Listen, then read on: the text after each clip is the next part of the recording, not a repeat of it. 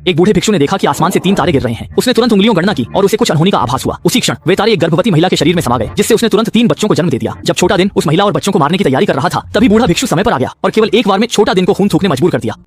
इज्जत प्यारी है तो हक्का लोगों से माफी मांगे। मैं इन तीनों बच्चों को ले जाऊंगा। बूढ़े भिक्षु ने अभी तारों की गणना की थी। ये लिंगजो की किस्मत है और शैतान लिंगजो की किस्मत खत्म करना चाहता था, इसलिए उसने ये परिवार तबाह कर दिया। अच्छा हुआ कि बूढ़ा भिक्षु समय पर पहुंचा और इन तीनों बच्चों को बचा लिया। जब बूढ़ा भिक्षु इन तीनों बच्चों को मठ में वापस लाया तो उसने हैरान होकर देखा कि उनके पैरों के तलवे पर 7 काले तिल हैं। यह सौभाग्य और असाधारण ताकत का प्रतीक था।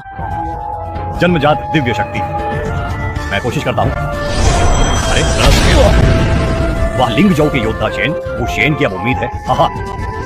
समय तेजी से बीता। 7 साल पलक झपकते गुजर गए। बूढ़े भिक्षु ने हर दिन ईंट तोड़ने, लोहे की हथेली, मार्शल आर्ट्स का अभ्यास कराया। छोटी लड़की ने भी लोहे का सिरकला सीखी और एक हाथ से 100 किलो वजनी चक्की उठा सकती थी। भिक्षु ने देखा तीनों बच्चों की संभावनाएं विकसित हुई। उसने एक बिना शब्दों की दिव्य पुस्तक निकाली और उन्हें उसमें छिपे रहस्यों को दिल से समझने को कहा। तुम तीनों बिना शब्दों की दिव्य पुस्तक का अभ्यास करो।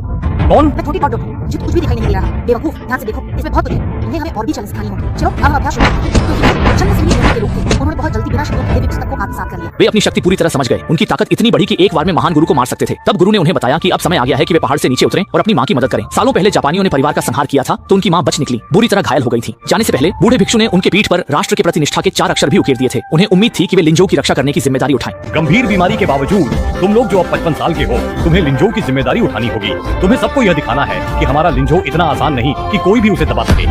जी गुरुजी, हम वे लोग लिंजो की मार्शल आर्ट्स प्रतियोगिता में पहुंचे। एक जापानी युवक ने घमंड से कहा कि लिंजो की मार्शल आर्ट्स में अब दम नहीं बचा है और उन्हें हार मानने की सलाह दी। ये परिवार का एक शिष्य आगे बढ़ा।